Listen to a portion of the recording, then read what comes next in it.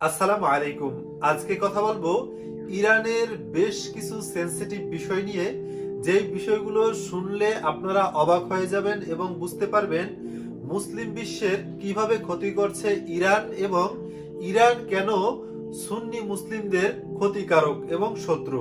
আজকের ভিডিওটি দেখতে হলে আপনাকে একটি ফ্রেশ মাইন্ড নিয়ে বসতে হবে এবং আপনাকে একটি ব্যতিক্রমী চিন্তাধারার মানুষ হতে হবে এবং বিশ্ব রাজনীতি সম্পর্কে এবং ধর্ম সম্পর্কে আপনার সম্যক জ্ঞান থাকতে হবে। নয়তো আপনি সম্পূর্ণ ভিডিও দেখার আগেই হয়তো আমাকে গালিগালাজ করা শুরু করবেন। প্রথমেই শুরু করছি, পৃথিবীতে মুসলিমরা কয় ধরনের? আপনাদের কাছে এই প্রশ্নটি রাখলাম, আপনারা ভিডিওটি স্টপ করে কমেন্টে লিখে পাঠাবেন যে আপনারা এই বিষয়টা জানেন কিনা, যে পৃথিবীতে মুসলিমরা কয় ভাগে বিভক্ত বা কয় ধরনের। প্রধানত পৃথিবীতে মুসলিমরা দুই ভাগে বিভক্ত, একটা হলো শিয়া আর একটা হলো সুন্নি। এখন প্রশ্ন আসতে পারে, কারা শিয়া এবং কারা সুন্নি? আমি খুব সংক্ষেপে বলবো, বিস্তারিত বলবো না, তাহলে ভিডিওটা লম্বা হয়ে যাবে। সুন্নি হলেন তারা যারা আল্লাহ পাক রব্বুল আলামিনের ওয়াহদানিয়তকে স্বীকার করে বা একাত্মবাদকে স্বীকার করে, এবং হযরত মুহাম্মদ সাল্লাল্লাহু আলাইহি ওয়াসাল্লামের নবুয়তকে স্বীকার করে, এবং নবী হিসাবে এবং পৃথিবীর ভিতরে তাকে সর্বশ্রেষ্ঠ মানব হিসেবে মানে। তারাই হলেন সুন্নি মুসলিম। এবার আসা যাক, কারা শিয়া মুসলিম।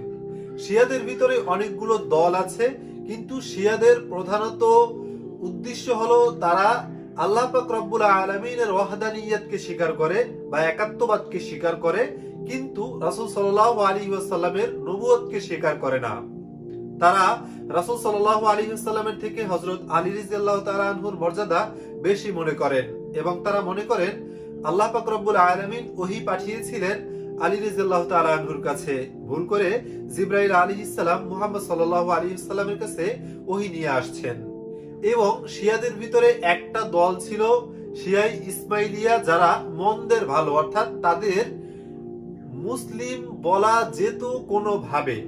এছাড়া যত শিয়ারা আছে তাদেরকে সমস্ত আলেমদের ঐক্যমত ভাবেই কাফের ফতোয়া দেওয়া হয়, কারণ তারা রাসূল সাল্লাল্লাহু আলাইহি ওয়াসাল্লামের নবুয়তকে স্বীকার করে না। শুধুমাত্র শিয়াই ইসমাইলিয়া তারাই রাসূল সাল্লাল্লাহু আলাইহি ওয়াসাল্লামের নবুয়তকে স্বীকার করে, কিন্তু তদুপরিও তারা আলী রাদিয়াল্লাহু তাআলা আনহুর মর্যাদা রাসূল সাল্লাল্লাহু আলাইহি ওয়াসাল্লামের থেকে বেশি মনে করতেন, যার কারণে তাদেরকেও পরিপূর্ণ মুসলিম বলা যেত না। এবার আসা যাক, ইরান কেন সুন্নি মুসলিমদের শত্রু। ইরান হলো শিয়া মুসলিমদের সবথেকে বড় দেশ, এবং ইরানের সমস্ত জনগণ তারা সকলেই হলো শিয়া, যার কারণে সবসময় তারা সুন্নি মুসলিমদের ক্ষতি সাধন করে। তাদের কাছে যদি আপনি প্রশ্ন করেন পৃথিবীর ভিতরে সবচেয়ে বেশি খারাপ কারা, তারা বলবে খ্রিস্টানরা। আপনি যদি জিজ্ঞেস করেন তার থেকেও খারাপ কারা, তারা বলবে ইহুদিরা। আপনি যদি জিজ্ঞেস করেন তার থেকেও খারাপ কারা, তারা বলবে মুহাম্মাদের উম্মতরা। নাউজুবিল্লাহ। এটা হলো শিয়াদের মতাদর্শ। তাহলে একবার চিন্তা করে দেখুন, শিয়ারা কি কখনোই আমাদের ভালো চাইবে? না। শিয়ারা অতীতেও আমাদের ভালো চায়নি, বর্তমানেও আমাদের ভালো চায় না। যার কারণে ইরান যদিও উপরে উপরে সুন্নি মুসলিমদের পক্ষে কথা বলে, কিন্তু নিচে নিচে তারা ঠিকই সুন্নি মুসলিমদের ক্ষতি সাধন করে। কিভাবে? আসুন আমি আপনাদের কয়েকটা উদাহরণ দিয়ে বোঝাই। আপনারা যদি সিরিয়ার দিকে তাকান, গতকালই বাশার আল আসাদ তিনি পালিয়েছেন।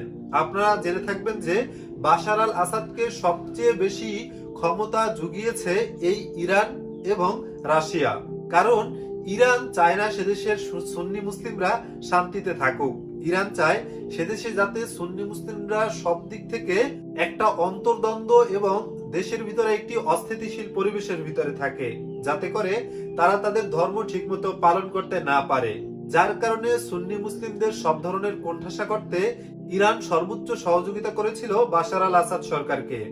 এবার আপনি যদি একটু ফিলিস্তিনের দিকে তাকান, ফিলিস্তিনে যখন যুদ্ধ লেগেছে তখন ইরান কিন্তু তাদেরকে কথা দিয়েছিল বড় ধরনের সহযোগিতা তাদেরকে করবে, কিন্তু এখন বিশ্ববাসী দেখতে পাচ্ছে যে ইরান কি পরিমাণ সহযোগিতা করছে ফিলিস্তিনকে।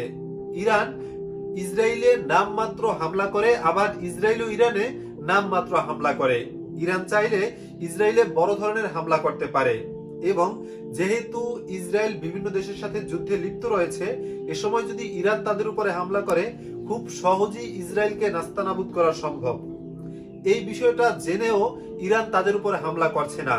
ইরান বিভিন্নভাবে সুন্নি মুসলিমদের উস্কে দিয়ে তাদেরকে যুদ্ধে লিপ্ত করে দিয়ে প্রতিদিন হাজার হাজার সুন্নি মুসলিমদের দুনিয়া ছাড়া করছে।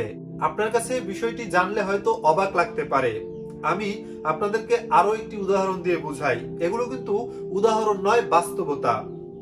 আপনারা যদি ইরান এবং ইরাকের যুদ্ধের দিকে তাকান বা সেই ইতিহাসগুলো ঘেটে দেখেন, আমি সম্পূর্ণ বিষয়টা বলবো না, তাহলে ভিডিওটা অনেক লম্বা হয়ে যাবে। আপনারা ইরান ইরাক যুদ্ধ নিয়ে একটু গবেষণা করবেন, দেখবেন সেখানেও সব থেকে বড় ইস্যু ছিল এই শিয়া এবং সুন্নি।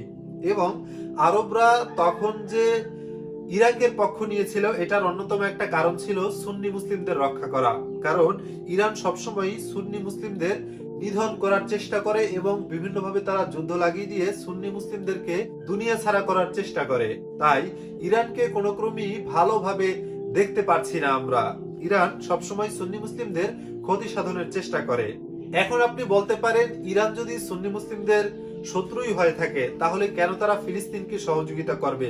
এটার একটি বড় উদাহরণ হতে পারে পূর্ব পাকিস্তান তথা বাংলাদেশ এবং পশ্চিম পাকিস্তান তথা বর্তমান পাকিস্তানের সাথে যে যুদ্ধ হয়েছিল, তখন ভারত আমাদেরকে সহযোগিতা করেছিল যে কারণে, ঠিক সেই কারণেই বর্তমানে ফিলিস্তিনকে সহযোগিতা করছে ইরান। কেন?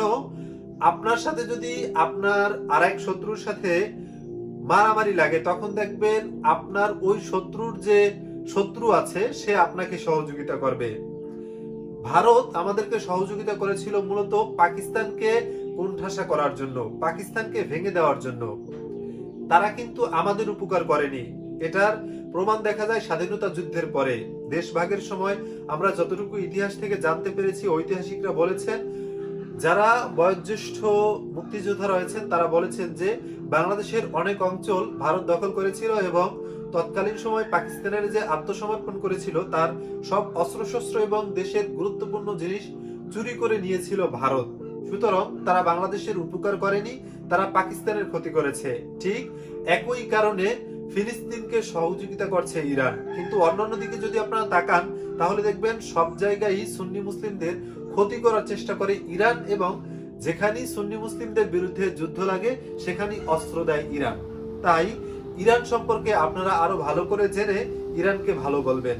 ইরান যতই উপরে উপরে দেখায় ফিলিস্তিনের পক্ষে, কিন্তু প্রতিদিন ফিলিস্তিনের হাজার হাজার মানুষ যেভাবে মারা যায়, ইরান চাইলে এখন ইসরায়েলের উপর বড় ধরনের হামলা করে ইসরায়েলকে নাস্তানাবুদ করতে পারে। কারণ ইরানের সামরিক শক্তি সম্পর্কে আপনাদের সকলেরই অবগতি রয়েছে।